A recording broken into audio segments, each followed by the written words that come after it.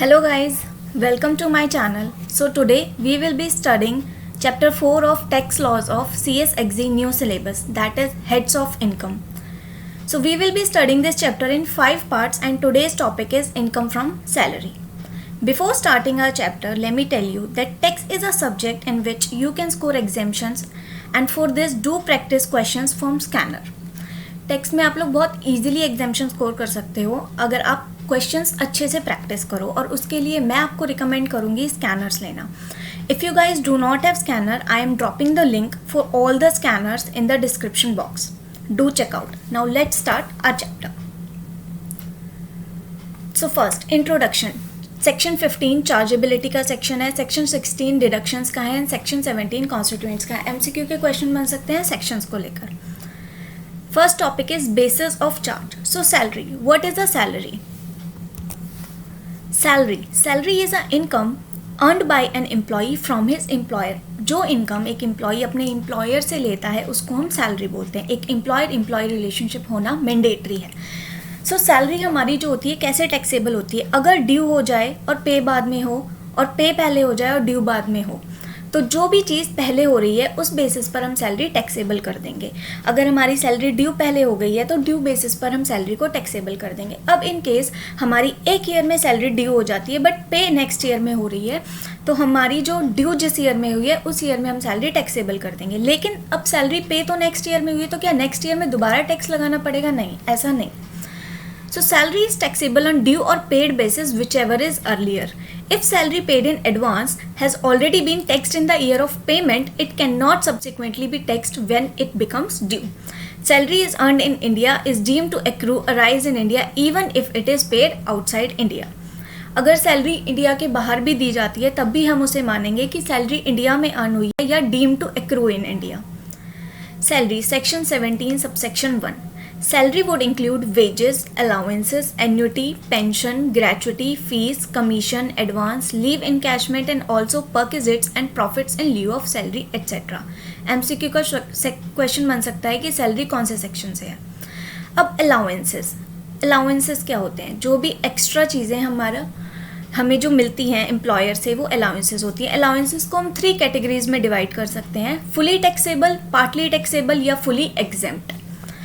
सो पहले fully exempt पढ़ते हैं. फुली एग्जेम्प्ट क्या होता है? आप लोगों को पता होगा कि गवर्नमेंट एम्प्लॉयज़ जो होते हैं उनको कुछ प्रिविलेजेस मिले थे जैसे कि अलाउंसेस टू HC जजेस या SC जजेस या गवर्नमेंट एम्प्लॉयज़ आउटसाइड इंडिया हैं, वो सारे अलाउंसेस एग्जेम्प्ट होंगे. तो अगर हमसे पूछा जाए फुली एग्जेम्प्ट अलाउंसेस में कौन से हैं तो जो भी HC SC जजेस को या गवर्नमेंट एम्प्लॉयज़ को दिए जाते हैं वो अलाउंसेस एग्जेम्प्ट होंगे.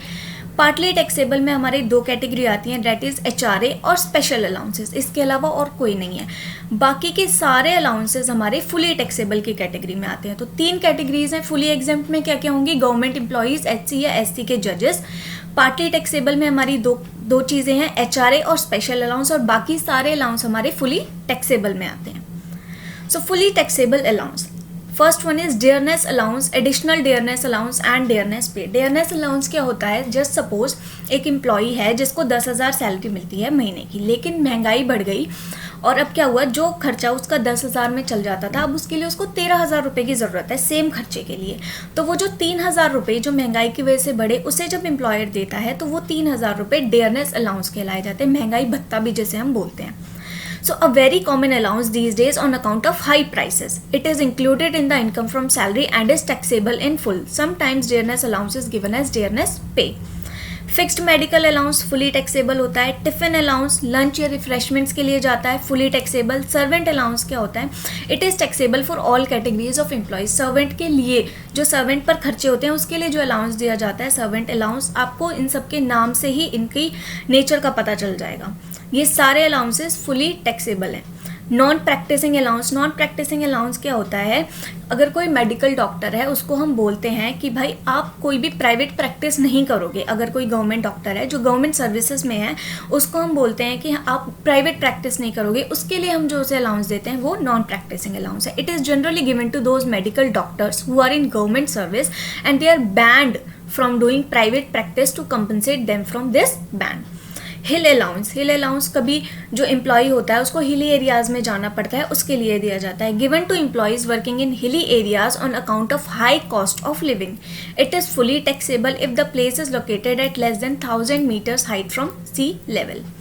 Warden allowance and proctor allowance given in educational institutions for working as warden of the hostel or proctor in institution. Deputation allowance given when an employee is sent from his permanent place of service to some other place for a temporary period. Overtime allowance overtime करने के लिए दिया जाता है given when an employee works for extra hours over and above his normal hours of duty. Other allowances जैसे कि family allowance, project allowance, marriage allowance, city compensatory allowance, dinner allowance, telephone allowance etcetera.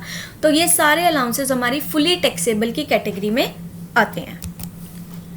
Next is allowance not fully taxable. कौन से allowance थे? एक HRA और दूसरा special allowance. तो HRA का सेक्शन है 10 सबसेक्शन 13A. MCQ का क्वेश्चन बन सकता है. HRA एग्जेम्प्ट होता है. अब ये फुली टैक्सेबल नहीं है, यानी कि कुछ पार्ट इसका एग्जेम्प्ट किया जाता है और बाकी का पार्ट टैक्सेबल होता है.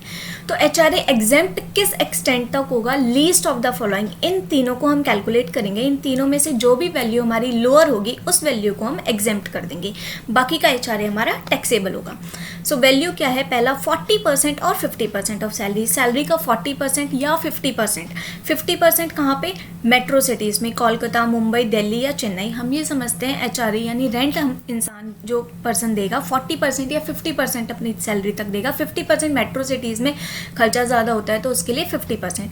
नेक्स्ट HRA एक्चुअली रिसीव, जितना उसे HRA रिसीव हुआ है. उसके बाद रेंट पेड, जितना भी उसने रेंट पे किया है माइनस करेंगे 10% ऑफ हिज सैलरी. सो इन तीनों को कैलकुलेट करके जो भी वैल्यू लोअर होगी वो हमारी HRA में एग्जेम्प्ट होगी. बाकी की वैल्यू को हम टैक्स लगा देंगे. अब HRA के लिए सैलरी क्या होता है? जैसे यहाँ पे हमें 50% of salary, rent minus 10% of salary. तो सैलरी का मतलब क्या है? यहाँ पे सैलरी का मतलब है basic plus DA plus commission as a fixed percent of turnover.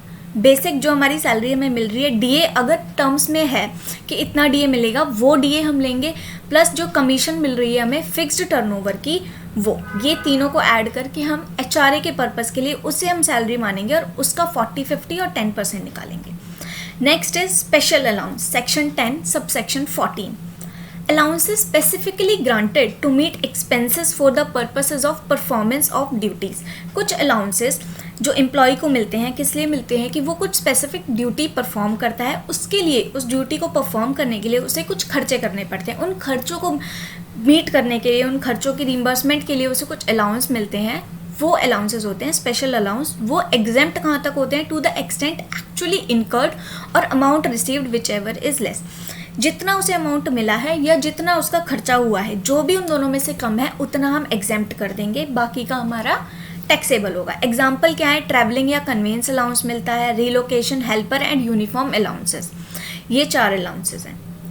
उसके बाद अलाउंसेस सेकंड स्पेशल अलाउंसेस में 2 चीज़ें आई. पहला हमने देखा कि जो एक्सपेंसेस जो अलाउंसेस ग्रांट किए जाते हैं to meet expenses for the purpose of performance of duty. Second type है allowances granted to an assessee either to meet his personal expenses at the place of duty or to compensate for increased cost of living. या तो उसकी जो personal expenses है, जो duty के place पे वो पर्सनल एक्सपेंसेस कर रहा है उनको मीट करने के लिए, या जो इंक्रीज्ड कॉस्ट ऑफ लिविंग है उसको कंपनसेट करने के लिए जो अलाउंसेस दिए जा रहे हैं. अब ये एग्जेम्प्ट किस एक्सटेंट तक होंगे? टू द अमाउंट रिसीव्ड और the limit specified which ever is less.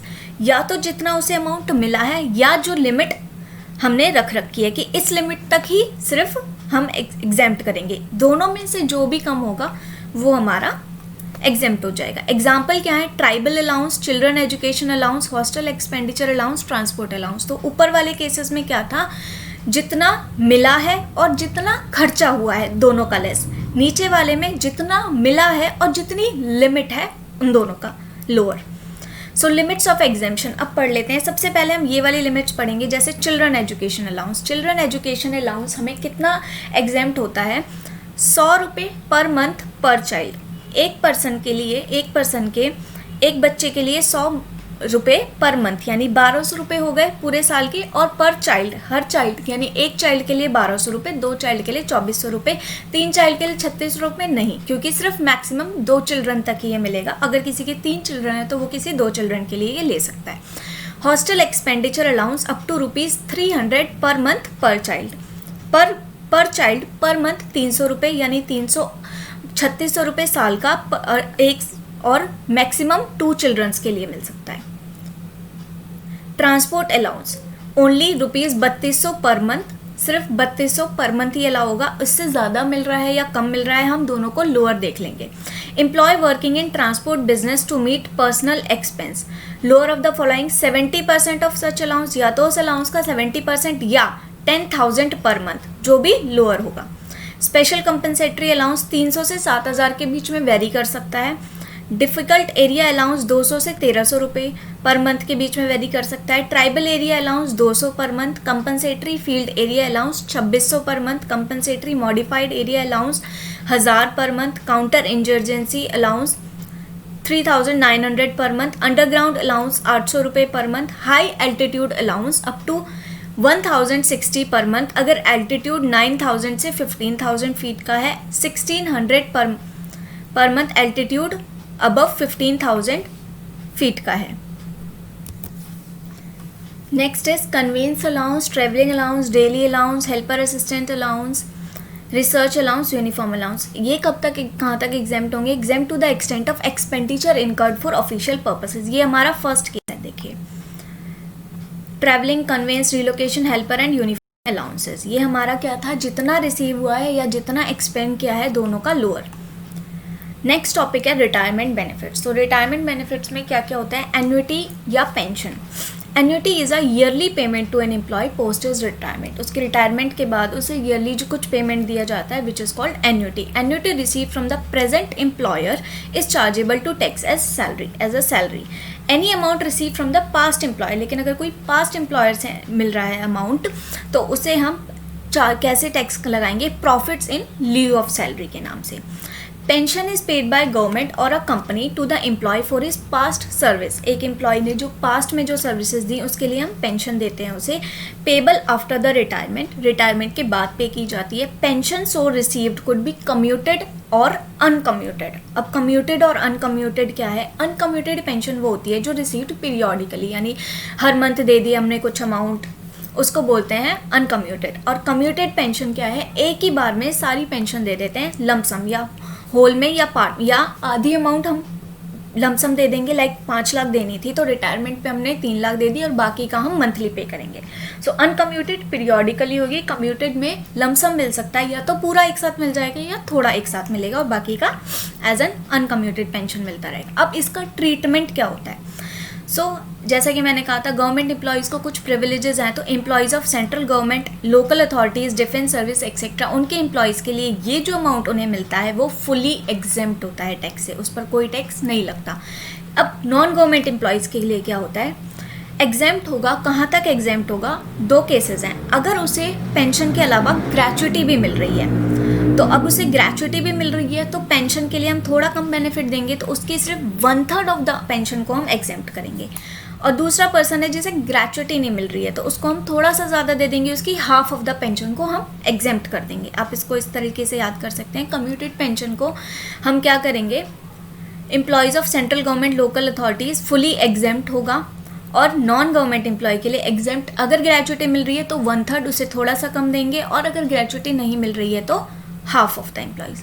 और जो अनकम्यूटेड पेंशन होती है वो फुली टैक्सेबल होगी हर एम्प्लॉयज़ के लिए। ये ट्रीटमेंट कम्यूटेड पेंशन के लिए। Next is gratuity. अब ग्रेच्युटी क्या है? Normally paid in leave of the long term service of an employee. अगर कोई एम्प्लॉय 5 साल से ज़्यादा काम करता है, उसको हम ग्रेच्युटी दें, बट वॉलेंट्री पेमेंट है एम्प्लॉयर से as an appreciation of the long standing services. ज़रूरी नहीं है मिलेगी, एम्प्लॉयर की मर्जी है। ग्रेच्युटी रिसीव ड्यूरिंग एम्प्लॉयमेंट, अगर एम्प्लॉयमेंट के दौरान ही हमें ग्रेच्युटी मिल जाती है, फुली टैक्सेबल होगी ऑल एम्प्लॉयज़, यानी गवर्नमेंट नॉन गवर्नमेंट कोई मतलब नहीं है, सबके लिए fully taxable. Gratuity received at the time of retirement, अगर रिटायरमेंट के टाइम पे ग्रेच्युटी मिलती है तो एग्जेम्प्ट कैसे होगी? As I said, government employees को प्रिविलेज होगा, फुली एग्जेम्प्ट होगी। अब नॉन गवर्नमेंट एम्प्लॉय के लिए एग्जेम्प्ट होगी टू द लोअर ऑफ, इन सब चीज़ों का जो भी सबसे कम अमाउंट होगा वो। अगर एम्प्लॉय कवर्ड है under payment of gratuity act 1972, covered है ऑलरेडी, तो उसको 15/26 into salary per month into number of years of completion of service. हम 15/26 थोड़ी सी, क्योंकि कवर्ड है पेमेंट ऑफ ग्रेचुटी एक्ट में और ग्रेचुटी मिल रही है, थोड़ा सा बेनिफिट देंगे, 15/26 करेंगे। सैलरी पर मंथ की ली जाएगी और नंबर ऑफ ईयर जितने भी उसने सर्विस कंप्लीट करी है वो सारे ईयर्स लेंगे। अगर कोई इसने 30 साल और 5 महीने लिए हैं तो हम 30 साल लेंगे, 5 महीने नहीं लेंगे, क्योंकि बोल रहा है completion of service. Actual amount received, जितना उसे अमाउंट मिला है ग्रेचुटी के लिए, और मैक्सिमम ₹20 लाख, ये तीनों अमाउंट कैलकुलेट करेंगे। जो भी लोअर होगा वो अमाउंट हमारा एग्जेम्प्ट होगा। अब अगर एम्प्लॉय कवर्ड नहीं है पेमेंट ऑफ ग्रेचुटी एक्ट के लिए तो half into average salary per month की जो एवरेज सैलरी और number of years of completion of service, इसको हम हाफ से डिवाइड करेंगे। एक्चुअल अमाउंट रिसीव करिए और मैक्सिमम 20 लाख रुपीज़। इन तीनों का जो भी लोअर होगा वो हमारा एग्जेम्प्ट किया जाएगा। सो ये ग्रेचुटी है हमारी। अगर ड्यूरिंग एम्प्लॉयमेंट मिली है फुली टैक्सेबल होगी, अगर रिटायरमेंट पे मिली है तो गवर्नमेंट एम्प्लॉयज़ के लिए फुली एग्जेम्प्ट और नॉन गवर्नमेंट एम्प्लॉयज़ के लिए 2 कैटेगरीज हैं। अगर ग्रेचुटी एक्ट में कवर्ड है और अगर ग्रेचुटी एक्ट में कवर्ड नहीं है। अगर ग्रेचुटी एक्ट में कवर्ड है तो 2 कंडीशंस तो बिल्कुल सेम है दोनों के लिए ही, एक्चुअल अमाउंट रिसीव्ड और maximum ₹20 lakh. Just first amount जो चेंज है वो 15/26 और इसमें 1/2 यानी 15/30 है, बेसिकली उसको 1/2 कर दिया गया है। इसके लिए सैलरी क्या होगी, अब यहाँ पे हम जैसे हम सैलरी निकालेंगे सैलरी पर मंथ, तो ये सैलरी के लिए हम क्या करेंगे, basic plus DA plus commission as a % of turnover, और जो मंथ के लिए नंबर ऑफ डेज लिए जाएंगे वो होंगे 30। अब नेक्स्ट टॉपिक है leave encashment salary. Leave encashment salary क्या होता है, एक पर्सन को कुछ लीव्स अलाउड होती हैं बट वो लीव सारी लीव्स अवेल नहीं करता तो उसकी कुछ लीव्स बच जाती हैं, उसको वो इनकैश करवा लेता है। ये बोलते हैं leave encashment. It means encashment of unutilised leaves. Leave encashment during employment, अगर एम्प्लॉयमेंट के दौरान उसने लीव इनकैशमेंट करवाई है तो फुली टैक्सेबल होगी ऑल एम्प्लॉयज़ के लिए। लीव इनकैशमेंट एट रिटायरमेंट, अगर रिटायरमेंट पे करवाई है तो एग्जेम्प्ट होगी। अब गवर्नमेंट एम्प्लॉयज़ के लिए फुली एग्जेम्प्ट होगी और नॉन गवर्नमेंट एम्प्लॉयज़ के लिए एग्जेम्प्ट कहाँ तक होगी, लोअर ऑफ 3 चीज़ें, लीव क्रेडिट जितना उसका बचा है और एवरेज सैलरी पर मंथ, या 10 महीने into average salary per month, या एक्चुअल अमाउंट रिसीव हुआ है, या मैक्सिमम 3 लाख। इन चारों को कैलकुलेट करेंगे, जो भी लोअर होगा उतना हम एग्जेम्प्ट कर देंगे। अब लीव क्रेडिट क्या होता है, लीव क्रेडिट लीव जितनी अलाउड थी और लीव्स उसने जितनी ले ली उसके बाद जो बचा वो होगा हमारा लीव क्रेडिट। लीव्स अलाउड कितनी है, maximum 30 days for every completed year, her completed year के लिए 30 दिन की लीव्स अलाउड है। इस पर्पज़ के लिए, क्योंकि यहाँ पे हमें एवरेज सैलरी लेना है, तो सैलरी क्या होगी, DA basic plus DA plus commission as a % of turnover, और नंबर ऑफ डेज लेंगे 30। नेक्स्ट टॉपिक है प्रोविडेंट फंड्स या treatment of contributions to and money receive from the provident fund. Provident fund हमारे 3 types के होते हैं, statutory fund, recognised provident fund and unrecognised provident fund. Statutory fund क्या होता है, set up under the provident funds act. कोई भी fund जो प्रोविडेंट फंड एक्ट में सेटअप हुआ है वो हमारा स्टैच्यूटरी प्रोविडेंट फंड हुआ। रिकॉग्नाइज्ड प्रोविडेंट फंड क्या हुआ, जो रिकॉग्नाइज किया गया है किसके, बाय इनकम टैक्स के अंदर रिकॉग्नाइज किया हो, या provident funds establish under a scheme framed under employees provident fund, या कोई स्कीम बनाई है एम्प्लॉयज प्रोविडेंट फंड्स एक्ट में और उसके अंदर इस प्रोविडेंट फंड को बनाया गया है, तो रिकॉग्नाइज्ड है जो। अब अनरिकॉग्नाइज्ड जो ये दोनों नहीं है वो अनरिकॉग्नाइज्ड प्रोविडेंट फंड है। अब इसका ट्रीटमेंट क्या होगा, प्रोविडेंट फंड में एम्प्लॉय कंट्रीब्यूट करता है कुछ और कुछ अमाउंट एम्प्लॉयर कंट्रीब्यूट करता है, मिलकर प्रोविडेंट फंड होता है। अब कितना अमाउंट टैक्सेबल होगा और कितना अमाउंट एग्जेम्प्ट होगा ये हम देखेंगे। तो सबसे पहले स्टैट्यूटरी प्रोविडेंट फंड में एम्प्लॉय जो कंट्रीब्यूट करेगा वो उसको हम इग्नोर करेंगे क्योंकि उसकी डिडक्शन एम्प्लॉय लेता है 80C के अंडर। अब जो एम्प्लॉयर कंट्रीब्यूट करेगा वो एग्जेम्प्ट होगा और जो इंटरेस्ट मिलेगा वो भी एग्जेम्प्ट होगा, और अगर लमसम अमाउंट रिसीव हो रही है रिटायरमेंट पे तो वो एग्जेम्प्ट हो जाएगी 10-11 के अंदर। तो स्टैट्यूटरी प्रोविडेंट फंड में बेसिकली सब एग्जेम्प्ट है, हमारा एम्प्लॉयर का कंट्रीब्यूशन, इंटरेस्ट और लमसम सब कुछ एग्जेम्प्ट, और एम्प्लॉय का कंट्रीब्यूशन एग्जेम्प्ट नहीं होगा, उसको इग्नोर किया जाएगा क्योंकि उसकी डिडक्शन 80C में मिल जाती है। अब रिकॉग्नाइज्ड प्रोविडेंट फंड में एम्प्लॉय का कंट्रीब्यूशन 80C में मिल जाएगा, एम्प्लॉयर का कंट्रीब्यूशन एग्जेम्प्ट होगा, लेकिन कहाँ तक एग्जेम्प्ट होगा, 12% ऑफ सैलरी।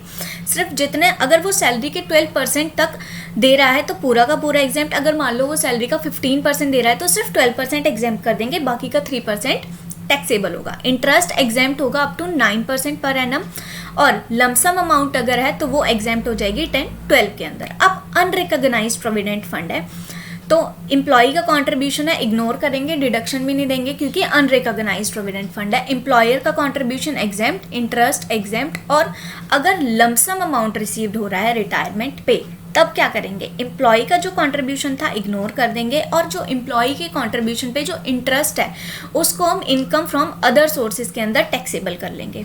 अब एम्प्लॉयर का कंट्रीब्यूशन क्या होगा, टैक्सेबल होगा सैलरी के अंडर, और इंटरेस्ट टैक्सेबल होगा सैलरी के अंडर। सो बहुत ही सिंपल है इसको याद करना। प्रोविडेंट फंड हमारा स्टैट्यूटरी प्रोविडेंट फंड सब कुछ एग्जेम्प्ट है, एम्प्लॉय का कंट्रीब्यूशन एटीसी में डिडक्ट, रिकॉग्नाइज्ड प्रोविडेंट फंड में इग्नोर, एम्प्लॉय का contribution ignore, lump sum amount exempt, और एम्प्लॉयर का कंट्रीब्यूशन 12% ऑफ सैलरी तक एग्जेम्प्ट, इंटरेस्ट 9.5% पर एनम तक। अनरिकॉग्नाइज्ड प्रोविडेंट फंड है, एम्प्लॉय का contribution ignore, employer contribution exempt, interest exempt. Lump sum amount के लिए ट्रीटमेंट क्या है, एम्प्लॉयर का कंट्रीब्यूशन और उसका इंटरेस्ट दोनों सैलरी में टैक्सेबल होगा, एम्प्लॉई का कंट्रीब्यूशन इग्नोर कर दिया जाएगा जैसा हमेशा किया गया है, और अगर इंटरेस्ट आ रहा है एम्प्लॉई के कंट्रीब्यूशन पे वो हम IFOS में टैक्सेबल कर देंगे।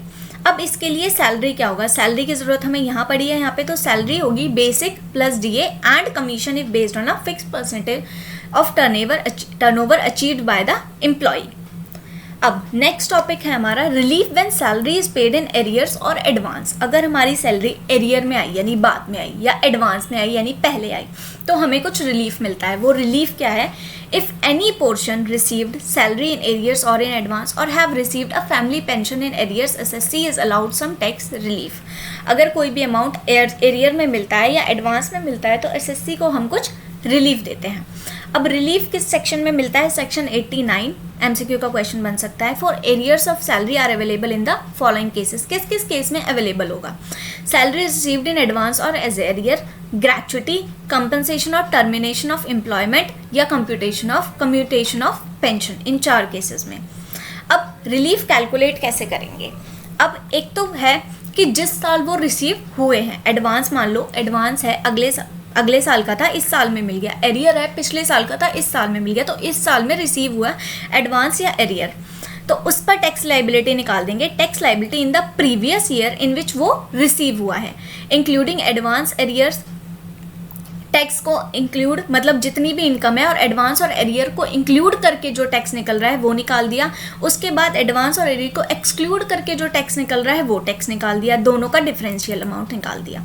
अब tax liability on the previous year to which such additional salary relates. अब ये तो था जिस साल में रिसीव हुआ है, अब ये है कि जिस साल का वो था, जिस साल में वो एक्चुअली में मिलना था, उस साल की हम टैक्सेबल इनकम निकालेंगे एडवांस और एरियर को इंक्लूड करके, उसके बाद एक्सक्लूड करके, और जो डिफरेंशियल आएगा फिर इन दोनों डिफरेंशियल का जो भी लेस होगा, जो भी सब्ट्रैक्शन करके जो अमाउंट आएगा वो हमारा रिलीफ मिल जाएगा हमें अंडर सेक्शन 89 के अंडर।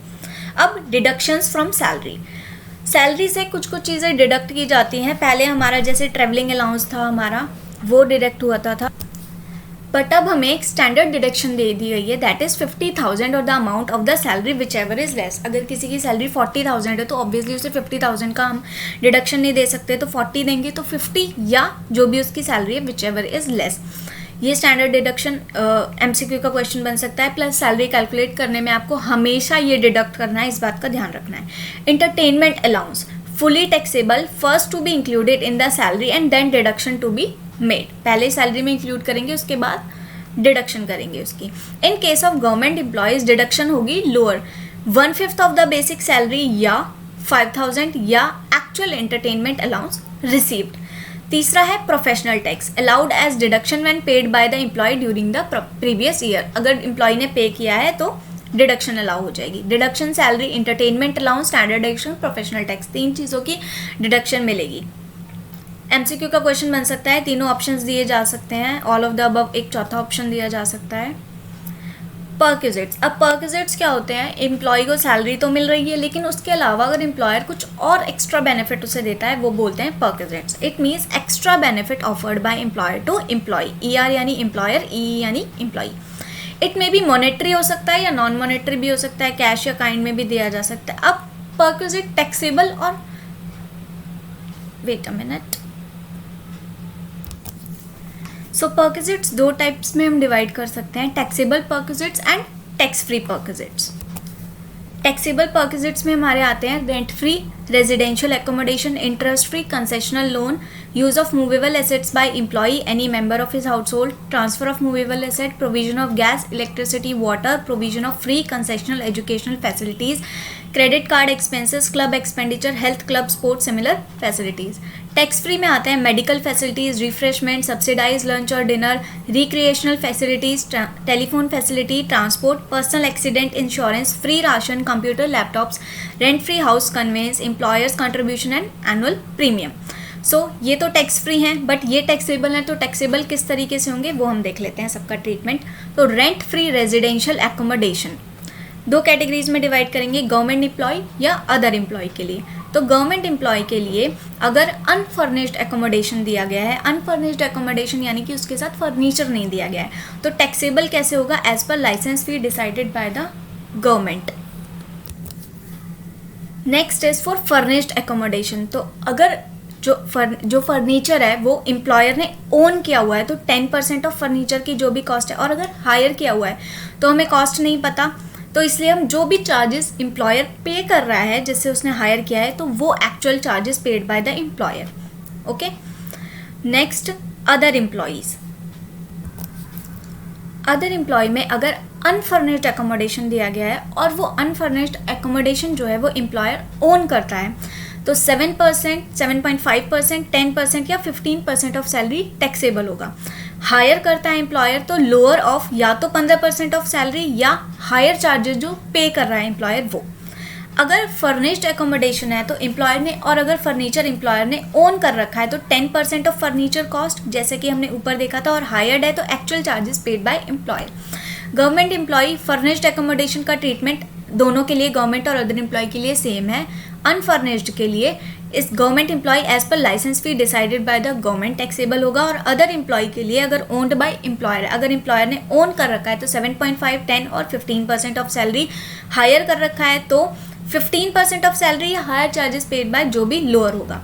अब जो फर्निश्ड एकोमोडेशन के लिए हम टैक्सेबल अमाउंट निकाल रहे हैं वो अमाउंट हमारा calculated is in addition to the amount calculated for unfurnished. Like unfurnished के लिए तो अमाउंट निकलेगा ही, लेकिन अगर फर्नीचर अलग से दिया हुआ है तो ये हम उसमें ऐड करेंगे। ऐसा नहीं है कि सिर्फ फर्नीचर की कॉस्ट हम पे कर देंगे और एकोमोडेशन की पे नहीं करेंगे। तो अनफर्निश्ड की निकालोगे, उसके बाद फर्निश्ड वाले की अलग से निकालोगे, दोनों का टोटल करके तब हमारी फर्निश्ड एकोमोडेशन की टैक्सेबल अमाउंट निकल जाएगी। इसके लिए सैलरी क्या होगा, basic plus DA plus taxable allowance plus commission सारी जितनी भी है, ऐसा नहीं है कि फिक्स्ड परसेंटेज, जो भी कमीशन मिली है सैलरी सारी plus bonus plus other income excluding perks. अगर पॉपुलेशन 10 लाख तक है तो 7.5% ऑफ सैलरी, अगर पॉपुलेशन 10 लाख से 25 लाख है तो 10%, और अगर 25 लाख से ऊपर है तो 15%। सो RFA जिसे हम कहते हैं रेंट फ्री रेजिडेंशियल एकोमोडेशन, दो केसेस में हम डिवाइड करेंगे, गवर्नमेंट और अदर एम्प्लॉय। अनफर्निश्ड के लिए as per licence fee decide by the government, और इसमें 7.5, 10 और 15% ऑफ सैलरी, और अगर हायर कर रखा है तो लोअर ऑफ 15% ऑफ सैलरी और higher charges paid by the government. अगर फर्नीचर भी दिया है और अगर फर्नीचर ओन करते हैं तो 10% ऑफ फर्नीचर कॉस्ट को ऐड कर देंगे, अगर हायर कर रहा है तो actual charges paid by year को ऐड कर देंगे और हमारी टैक्सेबल अमाउंट निकल के आ जाएगी। नेक्स्ट है इंटरेस्ट फ्री या कंसेशनल लोन। टैक्सेबल अमाउंट क्या होगा, लोन अमाउंट जितना है, SBI का इंटरेस्ट रेट और एक्चुअल रेट जो एम्प्लॉयर हमसे चार्ज कर रहा है, दोनों को लेस करेंगे, जो भी डिफरेंस आएगा, और लोन अमाउंट वो हमारी टैक्सेबल अमाउंट होगी। If loan is up to 20,000 then interest amount is not taxable. Next is use of movable assets by employee any member of his household. अगर movable asset use करे तो अगर employer ने own कर रखा है तो 10% ऑफ कॉस्ट, हायर कर रखा है तो higher charges paid by employer. Transfer of movable asset, तो टैक्सेबल अमाउंट क्या होगी, WDV जितनी उसकी WDV रह गई है लेस कर देंगे कंसिडरेशन। डेप्रिसिएशन, WDV निकालने के लिए डेप्रिसिएशन निकालना पड़ेगा। अब डेप्रिसिएशन कैसे निकलेगा, एवरी कंप्लीटेड ईयर के लिए यानी पूरे साल के लिए अगर कंप्यूटर और लैपटॉप दे रखा है उसको हम ट्रांसफर कर रहे हैं तो 50% ऑफ WDV मेथड हम उस पर डेप्रिसिएशन लगाएंगे। कार है तो 20% ऑन WDV मेथड, और कोई एसेट हो तो 10% on SLM method. Gas electricity या वाटर दे रखा है, फुली टैक्सेबल होगी, net of the amount recovered from employ. Just suppose उन्होंने 2,000 रुपये दे रखे थे, फुली टैक्सेबल होंगे 2,000, लेकिन एम्प्लॉय ने क्या किया, कुछ अमाउंट एम्प्लॉयर को दे दिया कि 2,000 में से ये लीजिए आप 500 रुपये रख लीजिए, या एम्प्लॉयर ने ही ले लिए 500 रुपये आप मुझे दो। तो अब 2000 पे टैक्स नहीं लगा सकते क्योंकि 500 तो मिल चुके हैं, तो नेट करेंगे 2000 माइनस 500 यानी 1500 पे टैक्स लगेगा।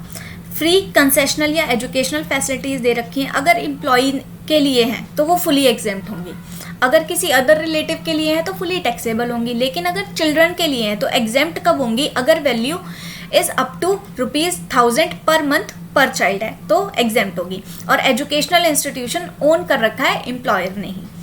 Credit card expenses fully taxable net of the amount recovered from employee if any. Club expenditure fully taxable होंगे net of the amount recovered from employee if any. Health club sports similar facilities fully exempt है। अब motor cars हम 3 categories में divide कर सकते हैं, used for official purpose के लिए यूज़ हो रही हूँ, या पर्सनल पर्पस के लिए यूज़ हो रही हूँ, या पार्टली ऑफिस के लिए और पार्टली पर्सनल पर्पस के लिए यूज़ हो रही हूँ। ऑफिशियल पर्पस के लिए यूज़ हो रही है अगर मोटर कार तो फुली एग्जेम्प्ट होगी, क्योंकि हम टैक्सेबल किस अमाउंट को करते हैं, जो amount as a salary employee को मिल रही है, और अगर मोटर कार एम्प्लॉय को मिली है और वो खुद उसे यूज़ ही नहीं कर पा रहा तो वो एज अ सैलरी काउंट ही नहीं होती, तो उसको हम एग्जेम्प्ट मिलेंगे। अब पर्सनल पर्पस के लिए मिली है तो एज अ सैलरी मान लेंगे। अगर जो तो मोटर कार एम्प्लॉयर ने ओन कर रखी है, उसकी खुद की है, तो 10% ऑफ कॉस्ट, हर किसी में यही है, अगर ओन कर रखा है एम्प्लॉयर ने तो 10% of cost except for accommodation के लिए।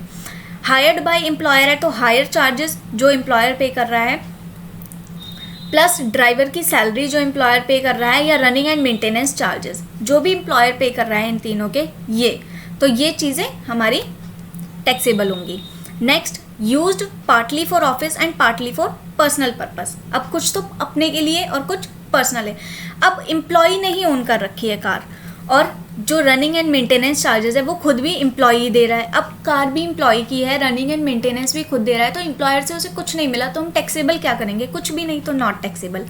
अब क्या कह रहा है, रनिंग कार तो एम्प्लॉय की है लेकिन जो रनिंग एंड मेंटेनेंस चार्जेस है वो एम्प्लॉयर पे कर रहा है, तो टैक्सेबल अमाउंट क्या होगी, जो भी चार्जेस होंगे 1800 पर मंथ या 2400 पर मंथ।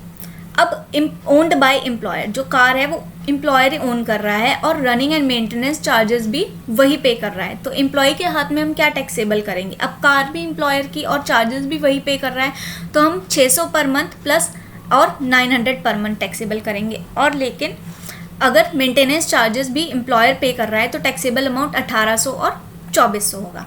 तो इस तरीके से हम इसको याद कर सकते हैं। मोटर कार्स अगर ऑफिशियल पर्पस के लिए यूज़ हो रही हैं तो एम्प्लॉई से कुछ नहीं मिला तो फुली एग्जेम्प्ट है। अगर पर्सनल पर्पस के लिए यूज़ हो रही हैं और जो कार है वो एम्प्लॉयर की है तो 10% ऑफ कॉस्ट, और अगर एम्प्लॉयर ने हायर कर रखी है वो कार तो हायर चार्जेस दे रहा होगा वो, या ड्राइवर सैलरी दे रहा होगा या रनिंग एंड मेंटेनेंस चार्जेस। ये जो चार्जेस एम्प्लॉयर दे रहा है वो एज अ सैलरी हमारे लिए एम्प्लॉय के लिए ट्रीट की जाएगी, तो ये हम जो भी चार्जेस वो दे रहा है वो हम टैक्सेबल कर देंगे। अब पार्टली ऑफिस के लिए है और पार्टली फॉर पर्सनल पर्पस के लिए, इसमें 2 केस हो सकते हैं, या तो कार एम्प्लॉय की है या एम्प्लॉयर की है। अगर कार एम्प्लॉय की है और रनिंग एंड मेंटेनेंस भी एम्प्लॉय पे कर रहा है तो एम्प्लॉयर ने उसे कुछ नहीं दिया इसलिए इसको नॉट टैक्सेबल। लेकिन कह रहे हैं कि एम्प्लॉयर मेंटेनेंस चार्जेस पे कर रहा है, कार तो उसकी है लेकिन चार्जेस जो है वो एम्प्लॉयर पे कर रहा है, तो हम 1800 और 2400 पर मंथ के हिसाब से उसको टैक्सेबल कर देंगे। ओन्ड बाय एम्प्लॉयर, एम्प्लॉयर ने ओन कर रखी है कार, यानी कार भी एम्प्लॉयर की है और टैक्सेबल अमाउंट जो है वो भी खुद दे रहा है, तो 1800 और 2400 एज इट इज़। लेकिन अगर रनिंग एंड मेंटेनेंस एम्प्लॉय ही दे रहा है तो टैक्सेबल अमाउंट हम उसको कम दे देंगे कि चलो 600 और 900 के हिसाब से तुम हमें टैक्स भर दो। अब 600, 900, 18 और 2400 ये हम कैसे डिसाइड करेंगे। अगर जो मोटर कार है वो 1600 सीसी की है तो 600 और 1800 काउंट किया जाएगा, यानी 1800 और 600। अगर 1600 सीसी से अबव है तो 900 और 2400 का कवर किया जाएगा। ER प्रोवाइडेड ड्राइवर, अगर एम्प्लॉयर ने ड्राइवर भी दे रखा है खुद ही तो ₹900 per month added to the above taxable amount, ऊपर जो टैक्सेबल अमाउंट निकाला है उसमें 900 और ऐड कर देंगे हम। 2 कार्स प्रोवाइडेड बाय एम्प्लॉयर, अगर एम्प्लॉयर ने 2 कार दे रखी हैं तो एक कार को तो हम एज अबव ट्रीट करेंगे और दूसरी को हम समझ लेंगे पर्सनल पर्पस के लिए है। अब सैलरी की डेफिनेशन हर चीज़ के लिए अलग है, तो बेसिक सैलरी कहाँ पे होगी, सिर्फ इंटरटेनमेंट अलाउंस जब कैलकुलेट किया जाएगा तो सिर्फ हमें बेसिक सैलरी लेनी है। अगर gratuity under covered under payment of gratuity act में है तो ग्रेचुटी के लिए सैलरी का मतलब होगा basic plus DA। Basic plus DA terms में है प्लस टर्नओवर ऑफ कमीशन, उसके लिए ये सैलरी कब मानी जाएगी, ग्रेचुटी, लीव सैलरी, HRA और कंट्रीब्यूशन टू रिकॉग्नाइज्ड प्रोविडेंट। इन 4 केसेस के लिए सैलरी हमारी ये होगी basic plus DA plus turnover of commission on turnover. उसके बाद हमारा next house and hotel facility के लिए सैलरी अलग है, that is basic plus DA plus bonus plus taxable allowance plus commission plus other income. तो सैलरी कैलकुलेट करने के लिए 4 पार्ट्स में डिवाइड कर दिया है। एंटरटेनमेंट अलाउंस के लिए सिर्फ बेसिक, ग्रेचुटी अगर कवर्ड है पेमेंट ऑफ ग्रेचुटी एक्ट में तो बेसिक प्लस डीए, बाकी बेसिक डीए और टर्नओवर कमीशन का वो 4 केसेस में है। ग्रेचुटी, लीव सैलरी, ग्रेचुटी जो not covered under payment of gratuity act है, लीव सैलरी, एचआरए और कंट्रीब्यूशन, और 4th टाइप की जो है हाउस एंड होटल फैसिलिटी के लिए है only. So the chapter ends here. और क्वेश्चंस हैं कुछ ICSI मॉड्यूल से। ये क्या कह रहा है, the definition of salary for the purpose of computing income under the head salaries that is basic plus DA plus commission as a percentage of turnover. ये क्या हमेशा ऐसा है या सम केसेस में, या डेफिनेशन ही इररेलेवेंट है? तो हमने क्या पढ़ा, ये वाली जो है वो कुछ केसेस के लिए है, सबके लिए नहीं है। तो in some cases is the answer. Conveyance allowance is exempt to the extent of dash per month, कोई लिमिट नहीं है, तो आंसर है nil. Uncommuted pension is always taxable irrespective of whether the assessee is a private sector or an public sector employee. Yes, uncommuted pension हमेशा taxable होगी। Next, for the purpose of taxability of commuted pension this is independent of whether you have received gratuity और not, as these are anyways taxed separately. Incorrect, it depends on whether you are a government employee or not. Incorrect, it depends on whether you are in receipt of gratuity. तो बिल्कुल सही, both A and B दोनों ही answer सही हैं हमारे। Number of days in a month for the purpose of computing taxable gratuity in case employee is covered. अगर covered है तो हम 26 days लेते हैं। Chapter ends here. Thank you for watching guys, and I hope you find this video helpful, and if yes then do press the like button and do not forget to subscribe if you are new to my channel. I've posted the link for my Telegram channel in the description where you will find the PDF for the notes used in this video. Also, I share MCQ questions on my Instagram account, so please follow there. I will link my account in the description box, and my next video will be coming soon. Till then, be focused and keep studying. Bye bye.